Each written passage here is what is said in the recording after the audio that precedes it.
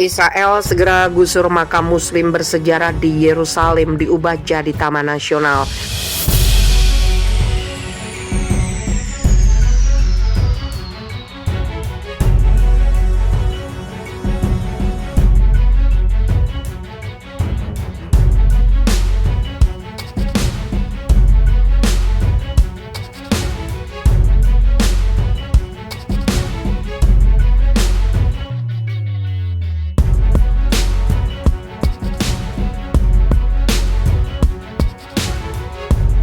Otoritas Israel dikabarkan akan segera menggusur makam muslim bersejarah, makam Al-Yusufiyah yang berada di Yerusalem.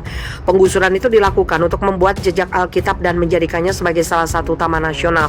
Demikian yang disampaikan oleh Ketua Komite Pelestarian Pemakaman Islam Yerusalem, Mustafa Abu Zahra, dilansir Reuters Selasa 26 Oktober. Dalam 2 minggu terakhir, Israel sudah menggusur sejumlah kuburan muslim di Yerusalem. Salah satunya membongkar makam tentara Yordania yang terbunuh pada Perang 1967. Penggusuran makam muslim oleh Israel bukan sesuatu yang pertama kali dilakukan oleh otoritas Israel. Pada Desember 2020, tembok dari makam Al-Yusufiyah pernah sempat diruntuhkan oleh Israel. Lalu pada 2014, setidaknya 20 makam tentara Yordania yang mati terbunuh pada Perang 1967 ke monumen tentara yang tidak dikenal. Kabar penggusuran makam muslim itu tersiar setelah Israel mengumumkan akan membuka pemukiman baru Yahudi di kawasan tepi barat yang telah diokupasi oleh Palestina pada Oktober 1967. Pada pemukiman tersebut ada sebanyak 1.355 rumah baru yang akan dibangun. Demikian seperti yang disampaikan Menteri Perumahan Israel Zev Elkin.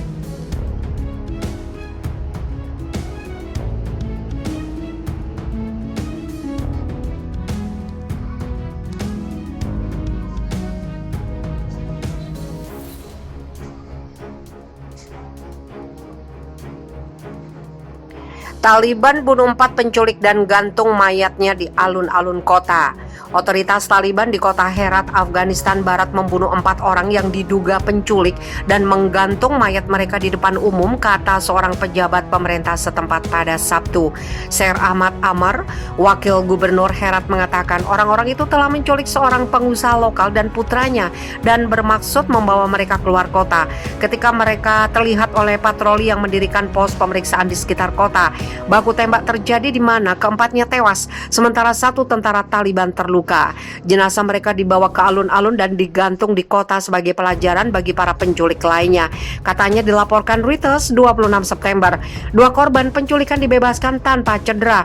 Warga Herat Muhammad Nazir mengatakan dia sedang berbelanja makanan di dekat alun-alun Mostofiat kota. Ketika dia mendengar pengumuman melalui pengeras suara yang meminta perhatian orang-orang, ketika saya melangkah maju, saya melihat mereka membawa mayat di truk pickup. Kemudian mereka menggantungkannya di derek. Seorang saksi mengatakan kepada CNN bahwa kerumunan orang berkumpul untuk melihat mayat itu. Seorang mahasiswa dan aktivis di kota itu mengatakan kepada CNN bahwa orang-orang itu ditembak selama operasi penyelamatan dan kemudian digantung untuk pelajaran. Rekaman mayat berlumuran darah yang berayun di derek dibagikan secara luas di media sosial. Sebuah catatan disematkan di dada pria itu yang dituliskan, "Ini adalah hukuman untuk penculikan." Tidak ada mayat lain yang terlihat, tetapi unggahan media sosial mengatakan yang lain digantung di bagian kota lain. Menurut kantor berita resmi Bahtar, 8 penculik juga ditangkap dalam insiden terpisah di Provinsi Barat Daya Afghanistan, Uruzgan. Dalam sebuah wawancara dengan Associated Press yang diterbitkan minggu ini, tokoh senior Taliban Mullah Nuruddin Turabi mengatakan kelompok itu akan mengembalikan hukuman seperti amputasi dan eksekusi untuk mencegah penjahat. Terlepas dari ancaman internasional, Taliban mengatakan mereka akan terus menjatuhkan hukuman cepat dan berat pada pelanggar hukum untuk menghentikan kejahatan seperti perampokan, pembunuhan, dan penculikan yang telah meluas di Afghanistan.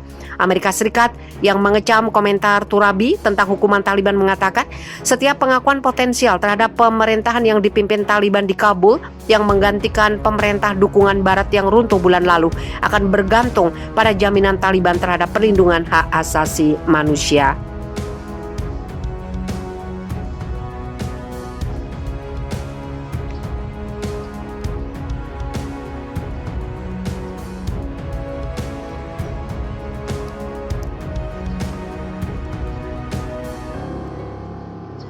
Taliban janjikan murid dan guru perempuan segera bisa kembali ke sekolah. Taliban berjanji akan mengumumkan kerangka kerja dan memungkinkan anak perempuan untuk bersekolah di Afghanistan dalam waktu dekat ini. Pernyataan itu disampaikan Menteri Pendidikan Taliban kepada UNICEF atau Dana Anak PBB Jumat 15 Oktober. Menteri Pendidikan de facto mengatakan kepada kami bahwa mereka sedang membuat kerangka kerja yang memungkinkan semua anak perempuan pergi ke sekolah menengah dan kami berharap itu segera terjadi, kata Wakil Direktur Eksekutif UNICEF Omar. Kata Abdi di New York seperti dikutip AFP. Taliban sudah membuka sekolah untuk anak usia sekolah dasar.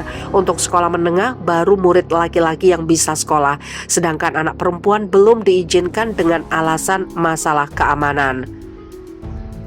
Perihal sekolah menengah akan dibuka kembali untuk murid perempuan juga diungkapkan juru bicara Kementerian Dalam Negeri Taliban, Qari Said Khosti.